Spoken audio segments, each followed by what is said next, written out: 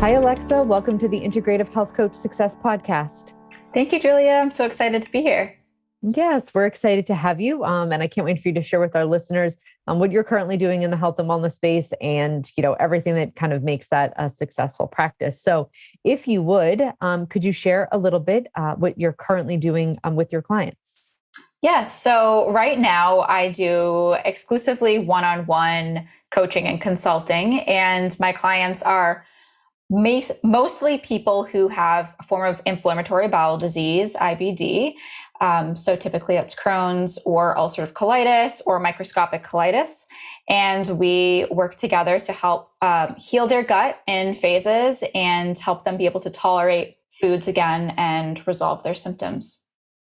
Oh, that's great. Yeah. And it can be such a prolonged journey for some of those clients to where like you have symptoms for so long and then it doesn't get diagnosed for like 5-6 years down the line. And I'm sure they're always grateful to have you when on that path. Have you always been in this field? Is it something that you went to school for? How did you kind of get started in it, if not? Yes. So it was not my big plan to go into nutrition. I actually, from a very young age, was set on being an elementary teacher and stuck to that my whole life, went through college, got the degree, got licensed. And my senior year when I was student teaching was actually having some difficulties with my health. I had already been diagnosed with Crohn's disease for some time. I got diagnosed when I was 12, so I had it for a lot of my life by then. And I was having a difficult time my senior year. And that was my first taste of getting to be a teacher and, commands the classroom. And I just remember thinking, I love everything about this job, but if this was me next year having my own class, this would be really difficult for my health. And I need to kind of put this dream aside and see what else is out there for me. So I took the year after graduating off and was already on Instagram and had a blog that I did just for fun about nutrition and Crohn's disease and UC health. And during this kind of break year is when I discovered that I could do nutrition consulting virtually and work with people who had been through similar situations as myself. And nutrition had become such a passion of mine from my own health experiences. It was my saving grace. And so this just sparked this really new passion into turning everything I knew and taking it up a few notches by getting some education behind it and being able to work with people one-on-one and make an impact in their life. So it was a change of paths for me with my life. It was not what I planned, but I truly feel it happened in the best way possible and ended up being really the best fit for me. Yeah. Yeah. And sometimes the best laid plans, just being able to pivot when our heart feels like it needs to pivot and kind of, honoring that is so important. And, teaching, right? Even though your degree was to teach children and that was kind of what you thought you wanted to do, I think most health coaches are educators, right? We educate our clients to such a great degree. And I would go as far to say it's not really that different than teaching kids because most of the people that, a lot of us are working with are sick. They're anxious or they're depressed or you're not dealing with like this full functioning, super happy, vital human being, right? Or they probably wouldn't be working with us. And so it takes a little TLC and, soft touch and a lot of education, right? So you're probably incorporating a ton of what your passion was for educating, would you say? Yeah. Oh, 100%. It's funny because I loved actually like small group work and working one-on-one with students. And so it is a very similar dynamic of breaking concepts down and being able to translate that. And I think I did well at that when I was exploring teaching. And it's really what I love when I get to work with one-on-one clients too. Yeah. Yeah. It's so interesting how we kind of it can, morph what we're good at can morph from one thing to the next as far as what we're able to do. Yes, that's great. Yeah. So primarily one-on-one with clients. What would you say kind of makes your one-on-one practice incredibly successful? And it might be more than one thing. We'll start with one and maybe go to another. As far as your approach and what you're kind of doing, do you find that there's something that helps you be a little bit more successful with getting your clients results and so on and so forth? Yeah, I think the first thing is kind of what draws them to me. And that is my own experience with Crohn's. And since I'm working with this population with IBD, it is a big factor for a lot of them to work with someone who understands what they're going through, because often they feel very not heard in the care that they've had in the past. And it's very frustrating and discouraging. And so many of them kind of say the same things of how relieving it is, and makes them feel very supported to know that the person they're working with has this personal experience with it as well. And then when they do commit to taking on, this work, I think the piece that really makes my clients successful and allows them to fully immerse themselves into this work is that I really emphasize that we are looking at this big picture of health, this ideal picture of health that they're seeking. And I'm breaking it down in really small bites for them. So I work with people in a 3-month capacity to start. So already that's just a pretty short amount of time in terms of healing. And then within that, each time we're meeting is even smaller bites. So it's very sustainable and not overwhelming, because if someone feels overwhelmed, they're going to throw their hands up and feel that they can't finish it or take on this work. So it's really my goal to make healing sustainable and accessible to everyone who is willing to go down that path. Yeah. Oh, so important. Let's kind of like break it up. The first thing that you said, which so many of us have kind of talked about previously on this podcast, which is just like that, like, know, and trust factor, right? Where as human beings, our relatable like instinct is to trust and, be willing to kind of get vulnerable with people who have either experienced what we experience or who are compassionate beings, right? And a lot of us are health journeys and experiences, you typically will make us more compassionate towards others who are experiencing the same thing, right? And so when people can kind of sense like she's been there or she knows, what this is like, they immediately kind of can soften to the idea of working with us, right? And have you had clients express that to you as far as like their, gratitude or, so on? Yeah. I have, and oh my gosh, it melts my heart. But I have had some clients say this is the first time they really felt heard, or, this is the first time they, even considered working with someone in this way. It's a little different than a traditional, medical setup, but because they felt like they could relate so much that it felt safe and secure. And I think we have such a big problem with our especially chronic illness community and invisible illness community kind of being dismissed. And it really takes away their faith that there are people there that will listen a bit deeper and actually work to understand them. Mm-hmm. Yeah. Yeah. So I completely agree. You bring up an interesting point about like the invisible health community. A lot of people with gut-based issues tend to be, thinner because there might be absorption issues, or I think we've kind of warped our sense of like what unhealthy and healthy looks like in this country specifically. And like, if you're, a slender, attractive female, it's like, there's no way she could be sick. I've seen this so many times, even on social media, where people just think like, oh, she's like totally like that. That's not real, because they don't look sick. They're not stuck in bed. They, aren't overweight. And it's so important to, kind of acknowledge the fact that there's so many underlying root causes that can cause extreme distress and symptoms that doesn't look like anything. It doesn't. And you don't have to be in the hospital to be incredibly ill. And I think that's so important to where they're able to kind of feel like you get it, right? You're not going to dismiss them because you've been there. And so many doctors who do this work, they might be good at, what they're doing as far as testing or surgeries or whatnot, but those doctors probably haven't even been there, right? They've seen it all, but they don't know what it's like to experience some of the things that you've probably experienced with IBD in the past.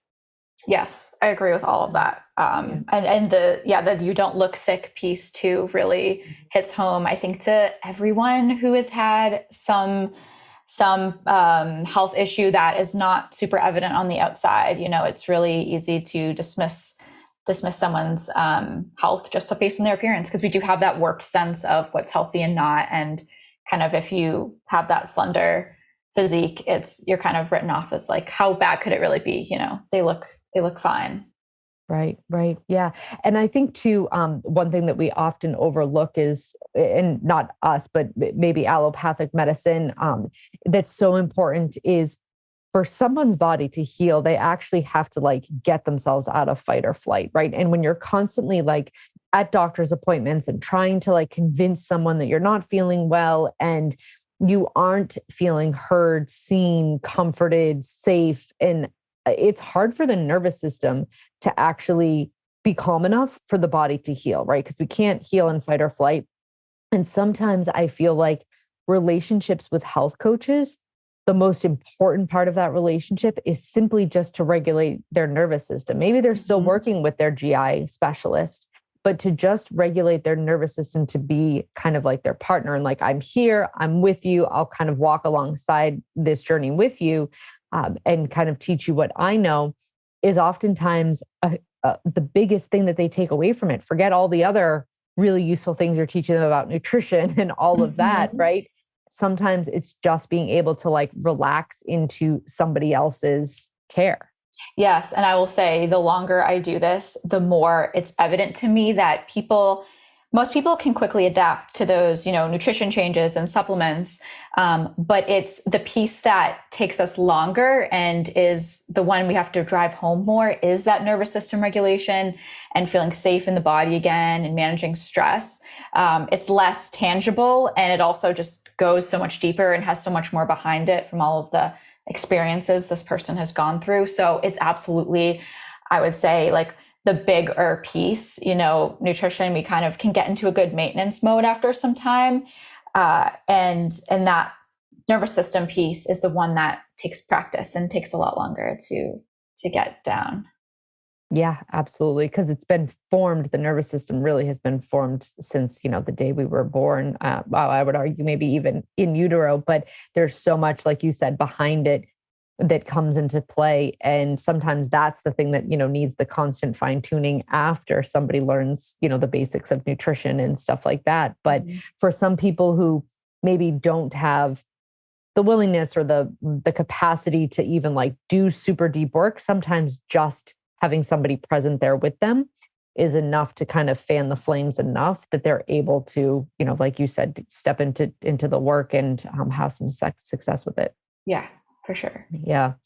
Okay. So the other thing that you mentioned, which I absolutely love, especially when it comes to kind of overwhelming complex cases, which I would argue the situations that you're dealing with certainly are, right? There's so many layers to IBD, IBS, any of these irritable bowel type conditions, right? Whether it be root causes, yeast bacteria, nutrition, stress, right? Lifestyle stuff. There's so many things that can come into play. And you said that you are taking like bite-sized pieces and breaking it down, right? And so tell me a little bit more about what that looks like as far as how you kind of deliver that to clients over a period of time. Yeah. So at our first session, we do talk about that big picture. I ask them what their ideal picture of health looks like, things that they're doing in a year from now that they can't do now, all the different ways they would be feeling better and more fulfilled in their life. And at that session and all of the following sessions, they're usually leaving with anywhere from 3 to 5 kind of tasks to be implementing. And so generally to start, I do begin with some basic dietary changes, and it's the low-hanging fruit that I see, the things that I think will be the biggest difference. So for someone on a standard American diet that has an autoimmune condition, it's likely going to have them transition off of gluten, or off of dairy. Those are often a couple of the big ones that I ask my clients to do for those 3 months at least. And it may also include some sort of stress management technique. I may have them commit to doing a breathwork practice morning and evening. So it can vary a little bit, but usually I have a few dietary changes and maybe one more stress or nervous system practice to get them started in the right direction. And then each session following that, we're always checking in about how those things went, and then either building on top of them or, implementing something new and kind of just refining it every couple of weeks as we go. And this has just been a really sustainable way to do this. And I've had great success with my clients being able to follow through. Even the people that have really demanding jobs or families, they make a way to make it work. And so it's proven to be really effective to reassure them that we are not going to tackle all of this today. It's going to be something we continuously check in about and break down a little bit more. And they're always amazed at the end of the 3 months, like, wow, I can't believe I was doing all of these other things 3 months ago, and I've totally transformed my lifestyle and my diet. So it's a short amount of time, but it can feel like a long time when you're, overhauling your life in a sense. But yes, these little bite-sized changes really have shown to be really effective for my clients. Yes. Yeah. And, I always say done is better than perfect, or something is better than nothing, right? And if we give too much overwhelming, demands and information all at once, sometimes it can shut people down, right? Especially when, again, it is gut-based issues that maybe have been overwhelming them for years, right? Maybe we're already dealing with a super stressed nervous system, and not giving them a massive amount of, tasks to tackle allows them to kind of really focus on little simple things. And I love that you do kind of foundational stuff first, because there's not really many supplements out there that are going to, there's not any that are going to counterbalance the inflammatory effects of something like gluten and dairy for some people's GI systems. And it really puts the responsibility and kind of the power back to the client, because you're not just saying like, here's this to, even it would be natural, like a natural supplement, right? Here's this to fix that. It's really kind of giving them the power to make better choices, and again, educating them as to what some of these foods might be doing. But the bite-sized information and doing it in steps is really a way for them to kind of find sustainability in the process, right?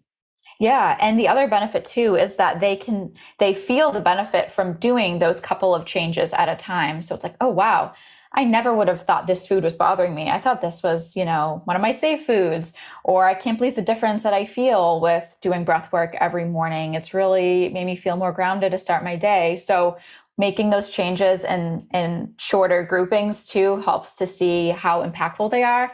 And I think people are always more committed to their goals and lifestyle changes when they can see and feel and understand why they're doing something. And so that's a helpful piece of it too.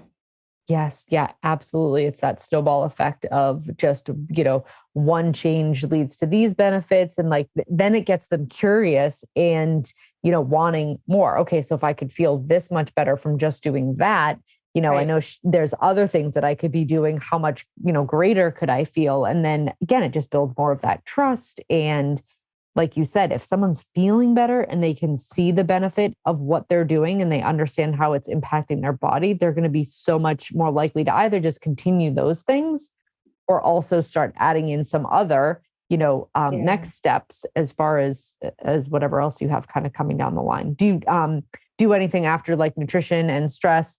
Do you work with, any other kind of modalities as far as testing is concerned, or is that primarily the basis?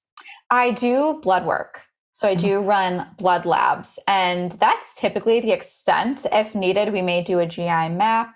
But I actually don't run those with all clients. And I always do blood labs first. And I'm able to get so much information from those. So between, just our conversations in the labs, I will move through those as necessary. And then for some with more extensive issues, we may do like some stool testing. But yeah, it's really the the dietary and lifestyle and supplemental protocols, and using lab work as a bit of a deeper tool to help guide those. Yeah, yeah, absolutely. And I'm sure they kind of, does anybody necessarily, are clients able to articulate that they appreciate the bite-sized information? I'm sure you're not like, and now we're going to, but do bite-sized pieces. I'm sure approach it a little bit different than that, but did they kind of appreciate the fact that it's kind of taken in stages? Yeah, they definitely do. I think a lot of times this is the first time that many of my clients are taking on such a big task of like changing my whole diet, or I'm doing all these new things, and it can be really overwhelming. And so I do get a lot of feedback of like, this actually wasn't as hard as I thought it was going to be. I actually hear that quite often after the first session when they're making their first set of changes.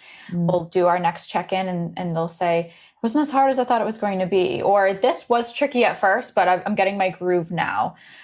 So I think it says in their response, and the little bit of confidence that they've built too. Like, I stuck with this thing for 2 weeks and I'm proud of myself, and I'm ready to take on something else. Yeah, I was just thinking that as you were talking, that it builds their confidence in their ability to do something that might be new, right? Like they may have just eaten gluten, dairy their whole life, or have been like running on stress hormones, and to kind of change some of that can seem daunting. We can think like, oh, that'll be hard, or what am I going to eat instead? Because we've always done the same thing.